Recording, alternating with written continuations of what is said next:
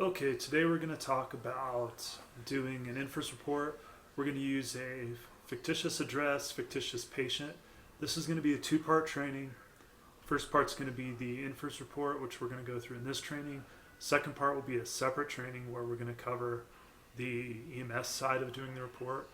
So this calls it a fictitious address, 6750 Coach Field, with a fake patient, 65-year-old male, fall injury, dispatch time of 8 o'clock, responding at 8:02, on scene at 8:10, available at 8:30, engine 312, ID 28 is your unit that you're responding in, and you have crew of 2. You can use your normal crew for doing this. Doesn't really matter what crew you use to do this training. So next thing we're going to do is go to Firehouse and open an incident. So incident report, really important here, first column. I want to make sure that we have our report on the right date. Once you tab out of this box, it's kind of tough to correct it. So our alarm time, which we normally would get from our telecorder, is going to be 0800. We tab, it's going to automatically create a new report number for us.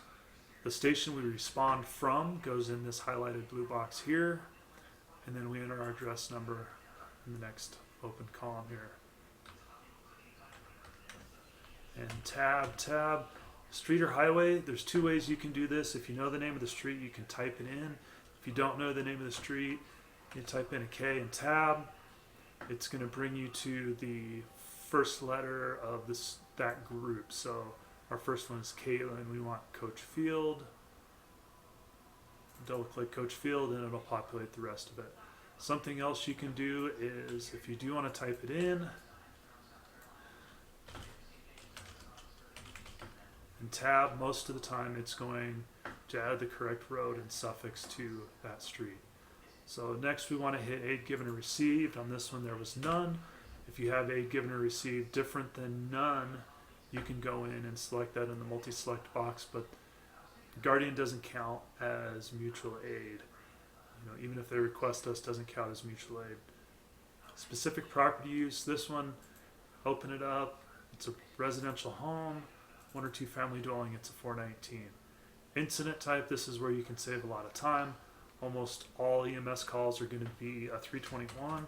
Type it in, tab, EMS call excluding vehicle with injury or accident. Next column, we go back to the telecorder, we get our times. First on scene was 8:10. Tab down to your clear time, 0830. Done with that. Next thing we want to add is what we did. Don't really want to leave it as just provide manpower. We want to be a little more specific. Go to add record, select, it's an EMS call, select EMS call. If you're a BLS crew, provide basic. If you're an ALS crew, provide ALS. You can leave provide manpower, but always add something else. This action taken needs to have at least one thing in there. So next, C shift, which is today. This is the district that calls in. 911 used, E911, and type of alarm. This is where you can save some time. EM for EMS call. And go to the next page, unit and response. You want to add your unit. This is the unit from the station. My response code was Delta. I want to add my personnel, add group. If you've got a normal crew, you can add from scheduling. If you don't, you're going to have to do individual group selects. Again, EM for EMS call. And come down to your payroll calcs, zero that out, select OK, save, close. And the next thing we're going to do, we're going to look at additional reports. Because it's a 321, it requires us to do an EMS call. We're going to have to write some form of a narrative, and we need to do our members making officers in charge. Again, if you're the officer in charge, type in OC, come down, hover over this column, this right here. This is one great big button, add or update member making report. If you are the officer and the one writing the report, select that, save, Close that, populates both under report authorizations. Next thing we're going to do, we're going to go to our incident narrative. A couple different ways you can do this. If it's an EMS report, you can just type in CMS report, date stamp it, and you're done with the NFIRS.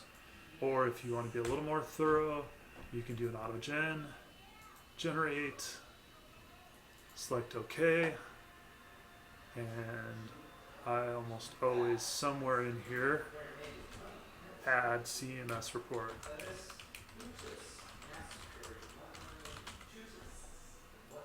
And as always, we date stamp, we save it, we ignore all,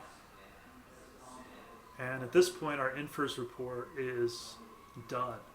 Some quirks while we have a little bit of time here: make sure that your alarm time, your first on scene time, your last on scene time are all correct, as well as your date time, because these times and this date all auto populates into your EMS report. And everybody can see where these backgrounds are still not grayed out, like this date background.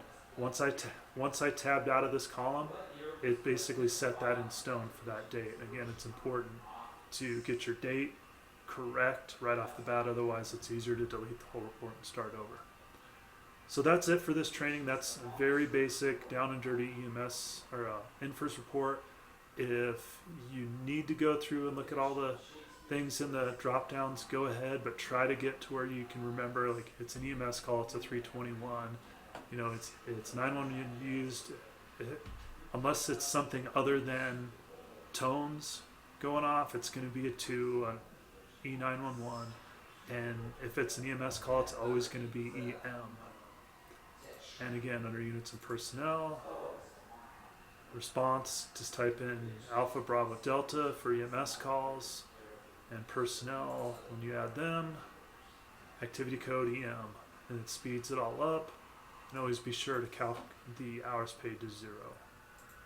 So date stamp and save everything.